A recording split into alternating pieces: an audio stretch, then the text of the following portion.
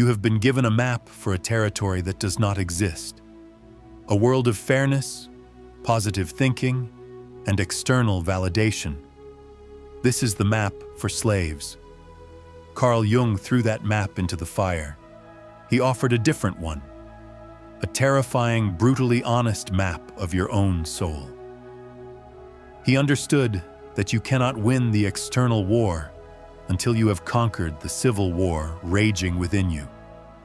Forget self-help. These are not tips.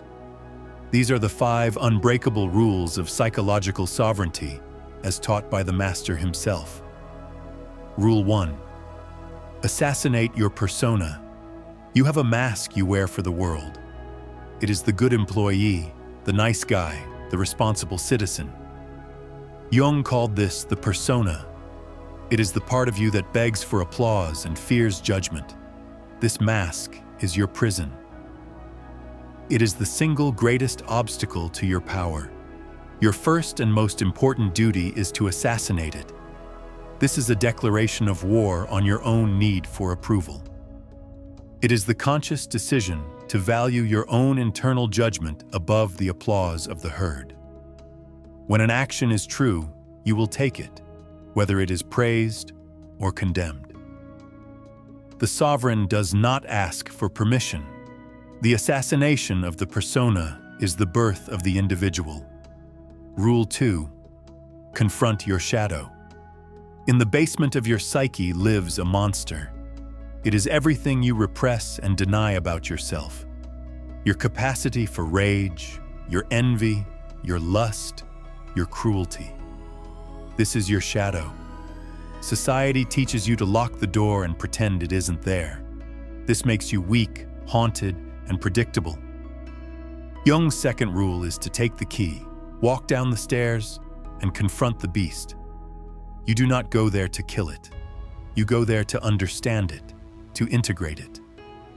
The shadow is a source of immense energy, vitality, and power. A man who has not confronted his own darkness is a child. A man who has integrated his shadow is a whole, dangerous, and complete being. He is not afraid of the darkness in others, because he is already the master of his own. Rule 3. Integrate your inner opposite. Within every man, there is a feminine archetype, the anima. Within every woman, a masculine one, the animus. The mediocre world forces you into a caricature of your gender. It tells men to be all logic and aggression, and to suppress intuition and feeling. This makes you a predictable machine. Jung's third rule demands integration. For the executor, this means integrating the anima. This is not about becoming soft.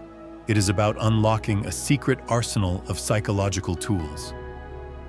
It is the fusion of your logic with intuition, your aggression with creativity, your planning with adaptability. The man who is only a warrior can be outsmarted.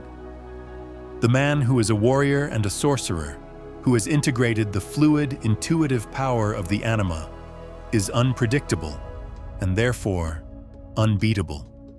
Rule 4. Unplug from the collective mind. You are swimming in an invisible ocean of shared beliefs, fears, and desires.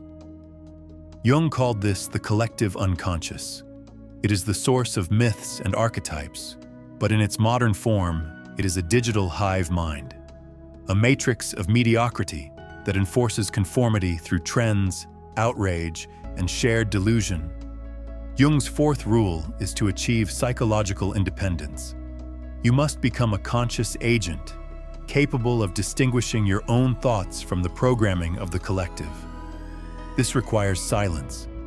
It requires the courage to hold unpopular opinions, to question the unquestionable, to disconnect from the endless stream of noise and listen to the signal of your own sovereign mind. You cannot be a king if you are still a willing subject of the hive mind. Rule 5. Forge the self. The persona is the mask. The shadow is the monster. The anima is the hidden partner. The self is the emperor. This is the final rule, the culmination of the great work, what Jung called individuation. The self is the integrated, whole, and sovereign individual who sits at the center of all these psychic forces. He is not just the king of his inner world, he is the inner world itself, unified and at peace. Forging the self is the slow, deliberate, and often painful process of bringing all these parts into harmony under the command of your conscious will. The man who has achieved this is a force of nature. He is not moved by the winds of public opinion or the storms of his own emotions. He is the center of his own gravity. This is the ultimate power. If these rules resonate with a deep and unsettling clarity, it is because your soul is tired of the lies. You are ready for the great work. The map to your inner empire has been unrolled before you. This is not a request. It is your first act of rebellion against your own mediocrity.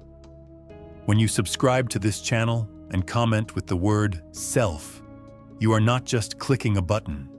You are declaring your allegiance to the sovereign you are forging in the fires within.